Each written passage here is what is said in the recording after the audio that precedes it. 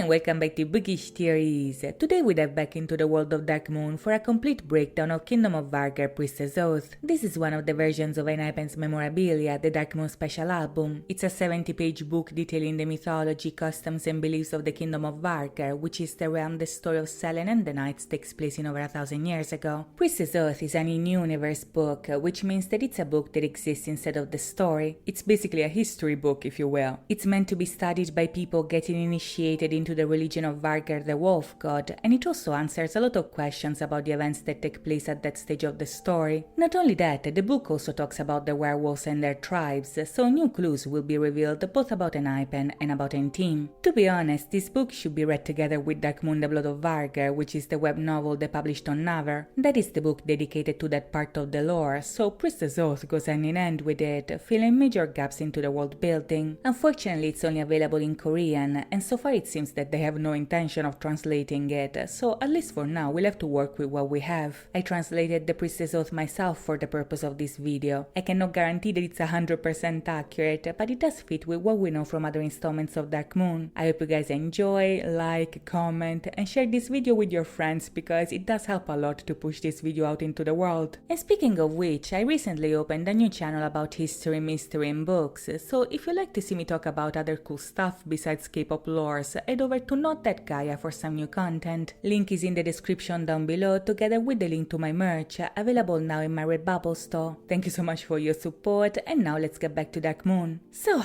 Priestess Oath. What is the Priestess Oath exactly? Well, as they explain in its introduction, the book was created for new priests assigned to the Blood Altar as followers of Vargr. It not only teaches the initiates about the mythology, history, customs and powers of the kingdom, it also teaches them about all the duties that they're expected to perform as future representatives of this religion. Just for context, I want to add that this is 100% a fictional religion. It was created as a form of world building for the sake of the story, and it all centers around the cult of Vargr, a wolf god whose name was inspired by Norse mythology. Vargr is a central figure in the story, not only because most of the powers the characters have come from him, but also because culturally the kingdom of Vargr is a theocracy. In this scenario, church and state are connected, and the monarch is both the head of the government as well as the high priest of the cult. In the specific, the priest or priestess that must read this book are assigned to the Blood Altar, which in Korean is also called the Altar of the Moon. The Blood Altar is located in the main temple of Vargr, and this is the same location where they perform all the rituals both in present day as well as in the flashbacks. In the book, the importance of the Blood Altar is introduced right away in a letter from Queen Bethelia of the White Hand tribe, the monarch of the many and the current high priestess of the Kingdom of Vargr. Bethelia is actually Selene's mother, and at the time she writes the letter, she's celebrating the 25th anniversary of her reign, so good for her, I guess. If you are an initiate reading this book in real time, Selene is already princess and the 7 knights are already by her side, so much so that later in the book we start seeing parts of the story literally unfolding in real time. This is a history book that becomes part of history itself, and it's actually the coolest thing ever when this happens, but I'm getting ahead of myself. After the Queen's letter, the first chapter of the book is dedicated to the creation myth of the Kingdom of Vargr. According to the legend, in the beginning the world was new, and Vargr the Silver Wolf was born from the gap between the burning earth and the frozen sky. Some were born before him, others after him, but no one was more powerful than Vargr. As soon as the Silver Wolf came into existence, he bit off the part of the ground that was trying to burn his fur and threw it into the sky. That chunk became the sun, and the sun was so hot it melted the frozen sky, which in turn transformed into the first rain that ever fell onto the world. This first rain cooled the ground and extinguished the fire, but the remaining water also formed a round lake. Vargr looked into the lake, and the very first thing that he saw was himself like a silver object floating in the sky. He really liked seeing himself like that, after which Vargr eventually drank the water and gave birth to 5 babies. The first pup was shy and liked to chase the sun, and as the sun ran away, day and night were separated. The second son was wise and kind, so much so that when he saw the prophecy of his untimely death, he accepted his fate with obedience and a blue flower bloomed in his place. The third pup was a bit messy and chaotic, so he liked to follow other gods to cause accidents. The fourth one loved freedom, so he scattered across the fields and the mountains and became the ancestor of all wolves. And And last but not least, the fifth pup was loyal. He was called Farenchek, and he stayed by the side of his parent even after all of his brothers had left. Vargr, however, was still thinking about his reflection in the lake. He loved that version of himself that he saw that day, so he decided to ascend to heaven and become the moon that rises in the night sky. Abandoned by his father and brothers, Farenchek became lonely, but around that time another god created humans and humans started to prosper.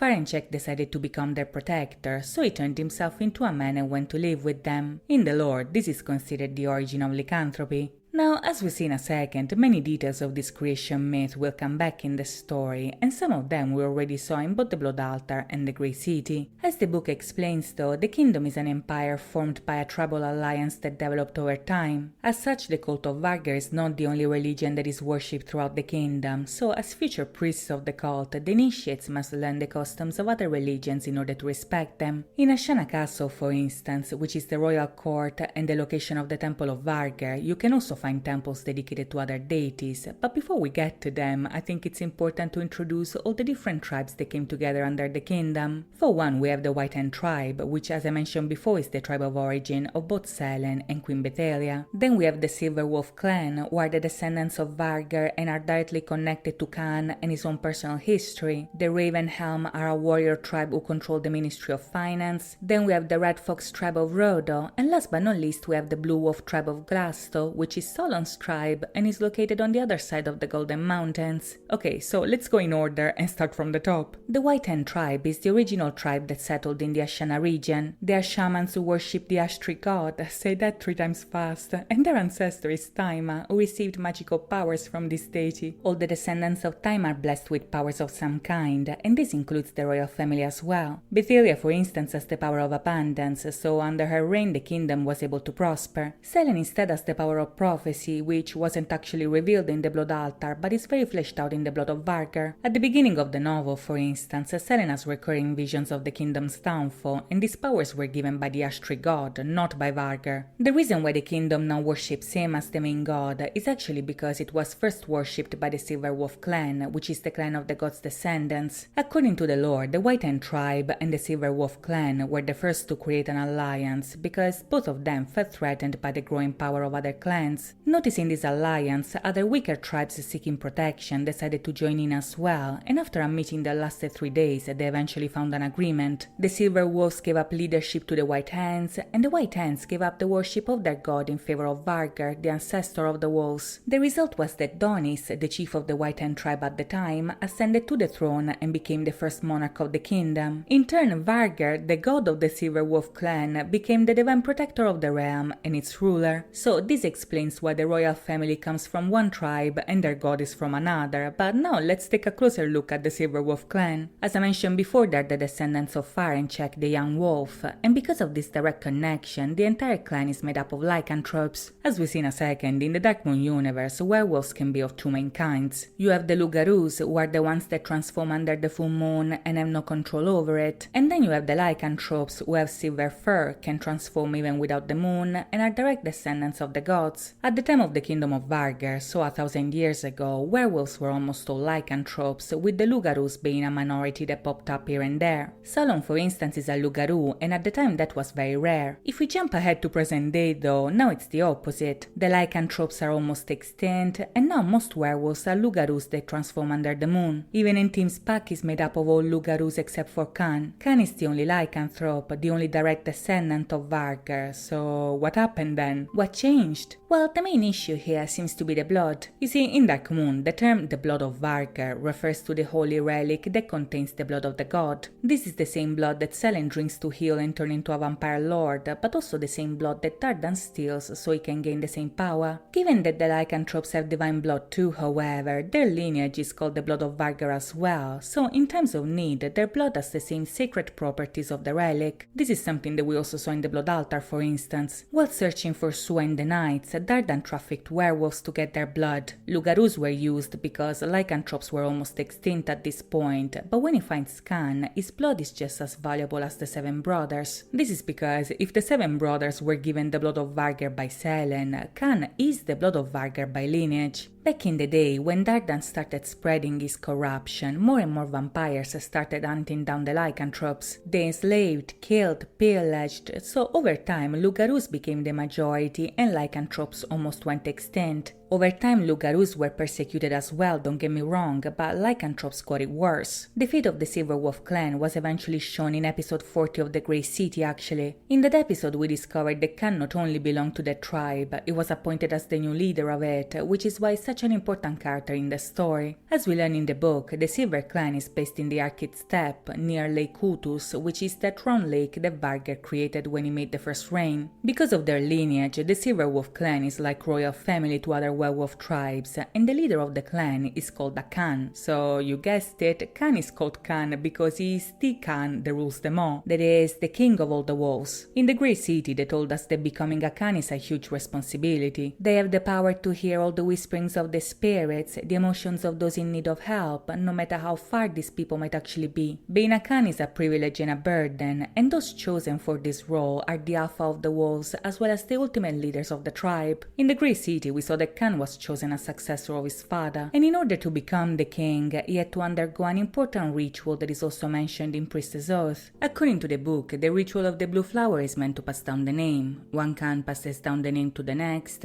and with the name, the new Khan also inherits the status, the history, as well as the responsibility of the previous alpha. Like we saw in the Grey City, this event takes place at the altar under the full moon. At the beginning, the shaman of the clan puts a spell on the altar, and then creates about 5 or 6 flower buds. These are called the flowers of destiny, and they are a reference to the blue flower that actually grew when Vargr's second son died in the creation myth. During the ceremony, the future Khan is called the child of destiny. He must pick one of the flowers, and if he's truly the chosen one, the flower will bloom. When Khan chose his flower, the flower responded with a full bloom, meaning that Vargr blessed him and approved of his coronation. The flower also contains blue blood, the blood of the god, so during the ritual, the child of destiny must drink the blood. At this point his hair will turn grey, and this is a sign that the ritual has succeeded. The silver hair represents the wisdom and guidance of the leader, and even in present day, Khan still has a bit of those silver hair, even if the silver coat only fully comes out when he turns into a wolf. Still, like we saw in the Grey City, after the ritual is done, the previous Khan gives the new Khan the silver fang, which is the necklace that Khan still has to this day. The silver fang is for the wolves what a crown is for a king. It's an object that literally means your name is Khan. Now, in the Grey City, we see that Khan's ritual kinda ended in a bloodbath, hence why he ended up stranded, alone, and losing memories of the past. At the time I'm recording this, we still don't know when Khan becomes a Khan. After escaping the massacre, he gets saved by a human woman who then raises him as her own. In the Grey City, which is set in 2000, the mother ages like a regular person as the years go by, so if we follow her aging, she probably found him in the late 80s or early 90s depending on how old he was. Thing is, the wolves don't age the same way humans do, which is why they look the same in 2000 and 2020. It's entirely possible that a lot more time has passed between the massacre and Khan being found, or maybe some strange time warp took place that we still know nothing about. Point is that up until now, this part of the timeline is very unclear. There's a lot of missing pieces to the story, and there's still an open question on whether the werewolves might have already met the vampires in the past. The book actually tells us that Queen Betelia is an ally of the current Khan. They're friends and very much on the same side, but who this Khan is, we don't know. One thing that I can tell you though is that at the end of the Grey City, they also included a teaser for a future installment of Dark Moon,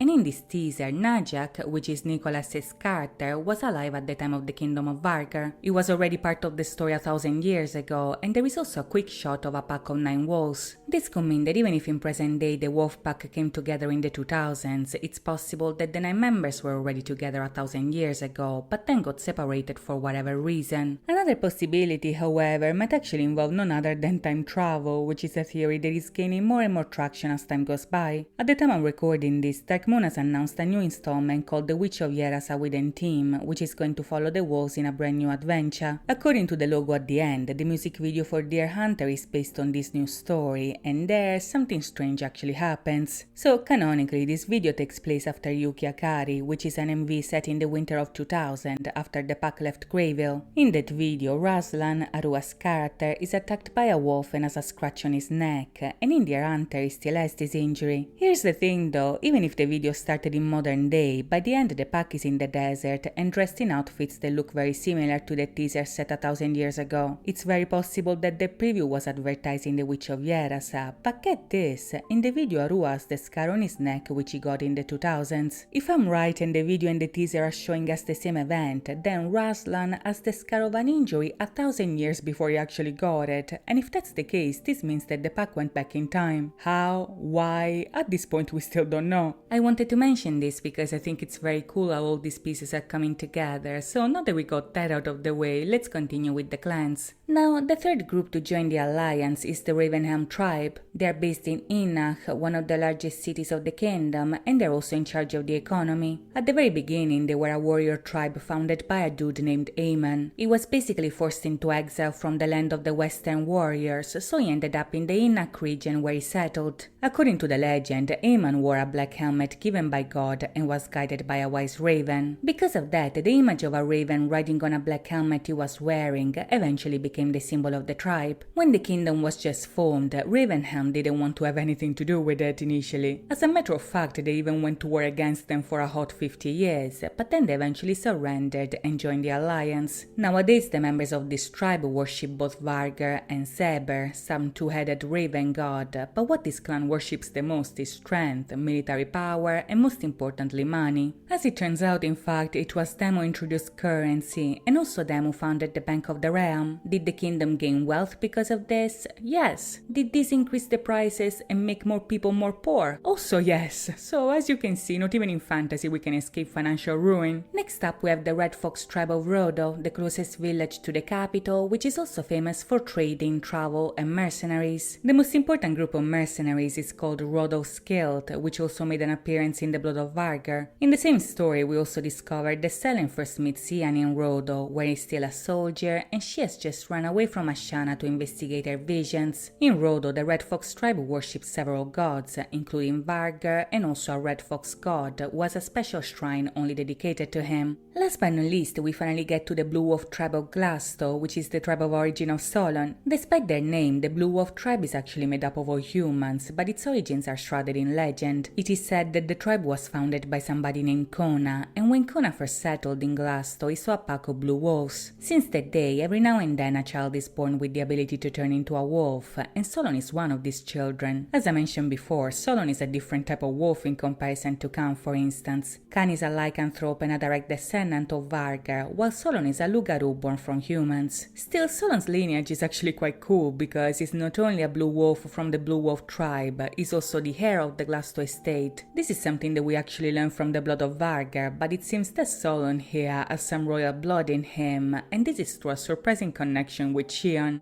As it turns out, in fact, Solon and Shion are cousins. They are canonically blood related, and Shion is actually part of the Whiten lineage. Shion belongs to the same tribe of Selen and Bethelia, so Solon being his cousin on one side makes him royal adjacent by default. Another interesting myth related to the Blue Wolf tribe actually tells us that once upon a time a shaman was stranded on this mountain right here. The shaman was so desperate that he started praying to Vargr, and the god responded and made him return safely. It appears that this is the only recorded evidence of the god ever showing up to help somebody, and even if the book tells us that this story is not canonically accepted by the royal family, it's actually more important than what it seems. In the Blood of Vargr, in fact, the entire premise of this story kinda revolves around this legend. When Selen is having visions of the kingdom's doom, she figures that the only way to know if the future can be changed is to go and ask Vargr himself. While researching for a solution, she came across this story in a book called The Final Revelation of God Vargr. As I said, this tale is considered apocryphal by the Church of the God. It's not canon because it's too recent. Still, Selen decides to believe it anyway as a last-ditch effort to save the kingdom, so trusting her gut, she takes note of the legend and off she goes on a quest to look for the god. Incidentally, this is also what will bring the Seven Knights together. As we'll see in a bit, some of them are already at the castle, like Kaylee or Noah for instance, but some others Selen will find on her way to the Golden Mountains, like Ian or even Gino. This, however, is a story for another day. If we go back to the Priestess Oath, growth, now the book introduces us to 3 things that are very important in the cult of the kingdom: the blood altar, also called the altar of the moon, the blood of Vargr, and then Wolfsbane. Now, the blood altar is the most important shrine of the cult. This is the altar that we first saw in Drunken Days, and fittingly enough, it's also the place where Dardan takes Sua where he kidnaps her in the blood altar. 200 years before the events of this booklet, this is the location where the White Hand tribe and the Silver Wolf clan first made their alliance, allowing the kingdom to be created, so they made the Temple of Vargr around it to basically commemorate this event. Because of its significance, every major ritual takes place on the blood altar. As we saw in some of the flashbacks, this place is heavily guarded by an order of priests, whose only job is basically to protect it. Since the altar has no stairs, the book also explains that the only people allowed on it are of noble bloodline, because only they can step on the moonlight and climb to it. Next up we have the blood of Vargr, not the metaphorical kind, but the actual physical blood of the god, which is the most important relic of the religion. If you remember, the creation myth said that the third kid of Vargr was a bit of a menace actually. Typical middle child behavior if you ask me, but this wolf was not an obedient child. He always caused trouble with the other gods, and one day Vargr said enough is enough and decided to fight him. During this confrontation, the son managed to scratch his father, and the father bled, so the blood of Vargr is said to come from this incident. Now, this relic is very powerful here. Drinking it can heal you and get rid of all the imperfections in your body, but if you are unworthy of this gift, it can also curse you to eternal death. Sure enough, this is exactly what happens in the story. In the blood altar we saw that Selene was given the blood of Vargr because she was sick, and since she was worthy of it, she was blessed by the god with health and power. In turn, Dardan stole the blood even if he was unworthy, so that resulted with him getting cursed. While in the book they say that it's unclear what makes somebody worthy of consuming this blood, this is a relic that not even the royal family can use freely. It's kept in a secret place and can only be used if the royal family, the Silver Wolf clan, and the leader of the Wolfsbane all agree to do so. And speaking of which, what is Wolfsbane exactly? Well, in the lore, Wolfsbane refers to the holy knights that guard the blood altar. They're like Darkmoon's version of the Templars, if you will. Initially they were a vigilante group that began operating within the werewolf tribes, hence why their name is Wolfsbane, which means Wolf's Lair. When the kingdom was created, Wolfsbane became Vargr's representative, protecting faith and order with claws and fangs, and even if many members are lycanthropes, the leader is always a Lugaru. This is to ensure that the Lugarus are a minority that is always represented in the lycanthrope-dominated kingdom. The Lugarus who belong to this order can also avoid turning into wolves under the full moon because they have a special potion made with distilled wolfsbane. Also, fun fact, in the story we actually have not one but 2 characters belonging to this order, and these are none other than the twins Luca and Louis, respectively Maki and Yuma's characters. At the end of the blood altar, Luca and Louis make an appearance and apologize to Sua for not protecting her during the fight against Dardan. Protecting the heir to the throne and the future high priestess of Vargr is part of the sacred duties of Wolfsbane, so knowing that Luca and Louis are part of this order gives that scene a much deeper meaning. Now, the next part of the book is all dedicated to the priests and their duties. If I'm being honest, this chapter is nothing to write home about. It explains the different types of priests you can become, what you have to do, how they spend their day, but yeah, they do priest things basically. They pray, they work, then they pray some more, and if you want to know the specifics, you can pause to read because this video is already too long.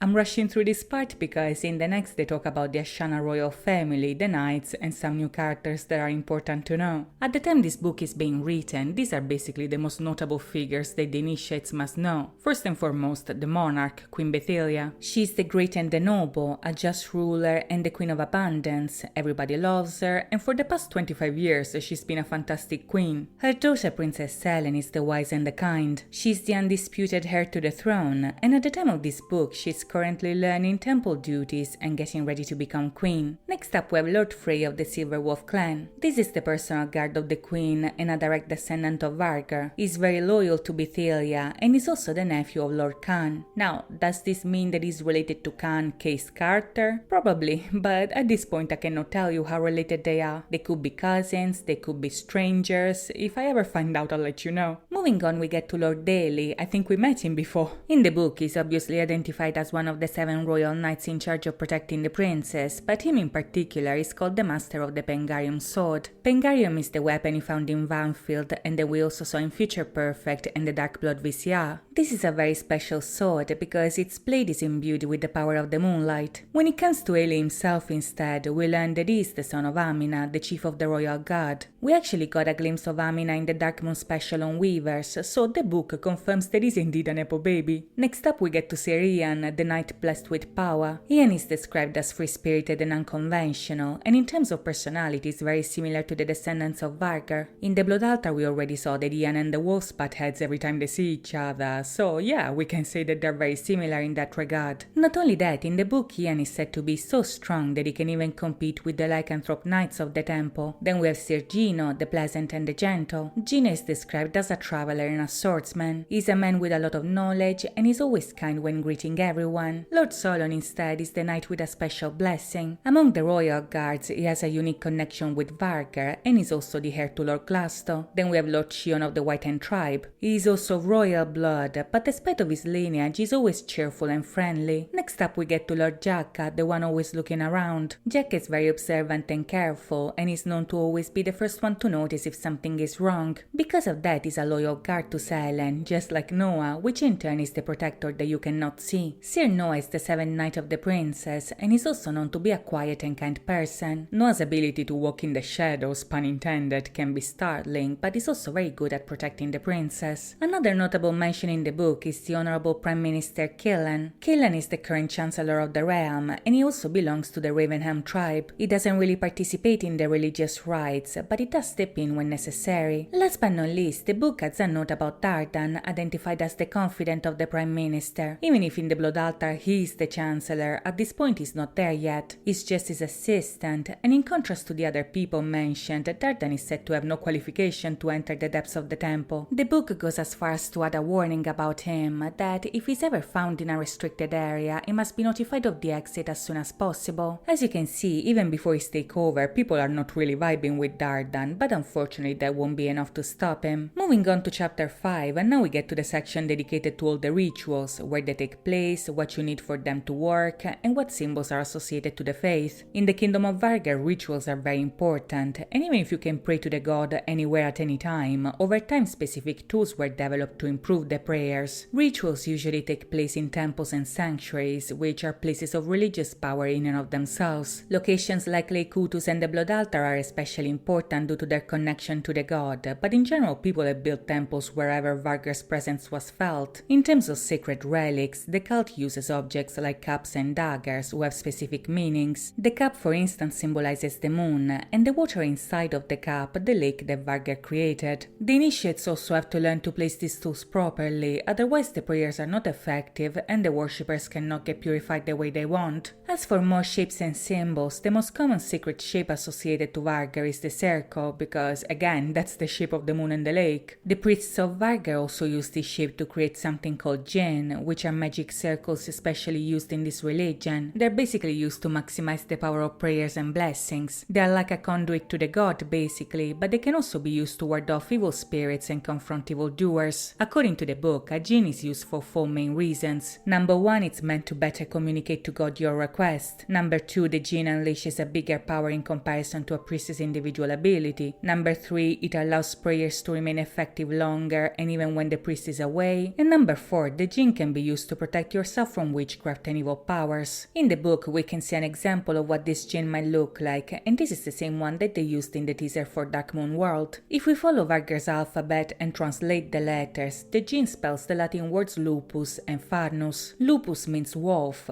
farnus means oak, and as confirmed by the book, one is meant to represent Vargr the wolf god, while the other the ash tree god of the White Hand tribe. Considering that in the teaser this jinn is associated to the green moon, and the green moon is somehow connected to the return of Selen, my guess is that this magic circle is associated to her power and lineage. At this point we don't know much about it, but let's keep this in mind for future reference. Moving on with the book, we are finally reaching the end here. In the next few pages we find the calendar of celebrations dedicated to the saints and warriors of Vargr, some prayers for the god, as well as the alphabet of his language. The only thing I want to point out here is that on January 15th the kingdom celebrates the Day of Khan, the brave warrior, which can be referring to any Khan to be honest, but may or may not be connected to our very own. Another interesting celebration also takes place on February 1st, where they celebrate the Day of Najak the Guardian. one. Once again, are we talking about the Najak that we know? I'm not sure, but as I said before, we do know that Najak was already alive and kicking 1,000 years ago. He was in the kingdom of Vargr, and even if we don't know much about it, this could be a clue that Najak was a celebrated warrior of the faith. Now, at this point, we finally get to the final part of the book, and this is where things start to get interesting. This final section, in fact, is not part of the book itself, but it's rather a diary written by an apprentice starting the book and sharing her experience at the temple. This is the moment the book becomes part of the story itself, so we get a different perspective on Sel and Dardan as well as the rest of the gang. Now, this apprentice is called Sheila. She's a 19-year-old werewolf who grew up in the Argid steppe and then moved to Ashana to become a priestess of Vargr. The record of her experience begins on March 10th, when Sheila begins her training as a priest of the Blood Altar under the guidance of Dipana, the chief priest of the temple. Dipana is also mentioned in the Blood of Vargr as the one training Sel, and so the timing very much fits. In the diary, Sheila is very excited about her training, but for the next 3 months, no update is included. Sheila's next entry is from the 12th of June, where she tells us that after completing the 3 months of basic training, she is now getting assigned to the Department of Sacred Relics. Those assigned to this department must compile an archive of all the sacred relics, check their preservation status, and manage them during rituals. As we learned before, the most important relic is the Blood of Vargr, which not even the royal family can access to freely. Sheila says the priest Rua, her supervisor, is very strict and scary because of it, and during her training she was scolded for losing a ritual class. Sheila recounts that Arun, the current leader of Wolfsbane, came to her defense, but she's also very thankful to Rua because she knows that she has good reason to be so strict. Sheila also explains that the people working in her department and the members of Wolfsbane are very close because one group works with the relics while the other guards the Blood Altar. Sheila says that Arun is very cheerful and positive, and after learning that there are Lugaru like her, she's especially proud to be one too. On July 3rd, Selen visits the Blood Altar, and Sheila is super excited about meeting her. She calls her the incarnation of the moon, and also recounts that Selen is the most powerful royal ever born. As we also saw in the Blood Altar though, her body is weak, so she's always escorted by her knights. That day, Sheila also meets Sir Jaka and Sir Ian. She thinks they're very cool just like Ailey, who is so charming it makes her dizzy. At this point, Sheila fangirls a bit about the knights because she finds them very handsome, but then she catches herself because she's about to become a priestess. Anyway, thanks to Sheila, we also learned that Selen is her age at the time of these events. She's 19 years old, and Sheila uses this information as a motivation to do better. A few weeks later though, unholy thoughts come back again when Selen returns to the temple with Solon. Now, Sheila here has a bit of a crush on Solon, to be honest. He's her favorite, even if all 7 knights are loved by many. The knights are charming, kind and handsome, so everybody looks forward to their visit, but Sheila thinks that Solon is especially brave, just and curious. During his visit, Solon asked her many questions about the management of the relics, but Sheila panicked and kinda flopped when it came to answering them. In the diary, Sheila is down bad for him. She talks about all the things they have in common, like the fact that they're both Lugarus and that they both came to Ashana from far away, but what she loves the most are his eyes. She says that one of his eyes is set in gold, the other is as blue as a sapphire, and looking into them feels like being sucked into a deep shining universe. Soon enough though, Bestie gets other things to worry about. A few days later, a new child named Rani joins the temple as a trainee. Rani becomes Sheila's new roommate, and even if she's quiet, curious and diligent, she's also a bit weird and not in a good way. Sheila notices right away that Rani tends to go off and explore restricted areas that she's not allowed to access. At first she wants to mind her business, to be honest, but soon enough she starts to get worried. The forbidden sections contain evil things that might hurt or even possess humans, so Sheila tells Rani to stop snooping before somebody gets her ass. A few days later, Selen visits the temple again to perform some priestess duties. They're getting ready for a celebration that happens on September 13th, and since they're short-staffed, Rani is selected to do some chores despite her limited training. On this occasion, Sheila sees her spilling something on an object that Selen just blessed, but she doesn't say anything because she's not sure about what she saw. That night, however, Rani comes back to the room smelling like blood, so Sheila starts to get alarmed. 10 days later, the knights go to the temple to inspect the relics personally. Selen doesn't really show up this time, nor do Solon and Noah, and this makes Sheila very sad. This time the knight's visit feels off, but the girl doesn't know anything, so she just hopes for the best. When September 13th finally comes around though, something does happen during the celebration, but since Sheila is a Lugaru and the day fell on a full moon, she couldn't attend, so we don't know what took place. It seems that what she heard about the incident gave her goosebumps, but thankfully the knights intervened cleaned before things escalated. By October 20th, the kingdom seemingly goes through a lot. Prime Minister Killen gets overthrown on charges of treason, while Dardan, previously his confidant, takes his place as the new Chancellor of the kingdom. Knowing how sleazy Dardan is, chances are that he framed Killen to take his place, but so far we don't know for sure, so it's just a theory. Either way, now Dardan is finally the Chancellor, and because of that, Selene has been busy and unable to attend the matters at the temple. Even as a simple apprentice, Sheila senses that things are getting messy, and she feels that something sinister might actually be taking place soon. By November 15th, things seem to be peaceful again, but Sheila thinks it might be the calm before the storm. After the incident at the celebration, Ronnie has disappeared. Sheila wants to believe that she had nothing to do with it, but her guts are kinda telling her otherwise. Not only that, the department has been noisy all day, because it seems that somebody broke in the forbidden section. Since Sheila is lower rank, she doesn't really know if something was stolen or even what the section contains, but she heard Rua mentioning evil black magic while discussing the matter with the others. The situation is turning really dark really fast, and Sheila is unfortunately about to get involved. On November 27th, in fact, the girl runs into Chancellor Dardan near the reliquary. Since he came unannounced, Sheila is surprised, especially when Dardan mentions the blood of Vargr. Knowing that Dardan doesn't have the authorization to be there, Sheila does the right thing and tells him to go, and even if he complies, the look that he gives her makes her shiver. That night, Sheila will be on guard duty. She'll be the one in charge of protecting the relics, but as she's writing the diary, she gets a strong feeling of anxiety. The last thing she writes is a prayer to Vargr, hoping to have a peaceful night under his protection. Once again, however, the prayer is left unanswered. The diary ends with one last message left on a bloody page. It's written in the language of Vargr, and it says that he who has stolen the holy object is the son who killed his father. Now, at this point we don't know Sheila's fate, but the blood on the page makes me think that she might have met a bloody ending. The message seems to refer to somebody stealing the blood of Vargr, which is the most sacred relic in the cult, so if we consider the blood altar flashbacks, the son who killed his father should be Dardan. He is the one who went against the rules and used the forbidden method, so I think that Sheila might have been ended by him. To see if this is really the case, for now we'll have to wait and see, but this is all I have for you today. If you are still here, thank you so much for watching all the way, and now let me know what you think in the comments down below. Once again, if you want to support me, links to my new channel and my merch are in the description down below, and if you enjoyed this video, please think about liking and subscribing. As always, thank you so much for watching, guys. I'll see you next time. Bye bye.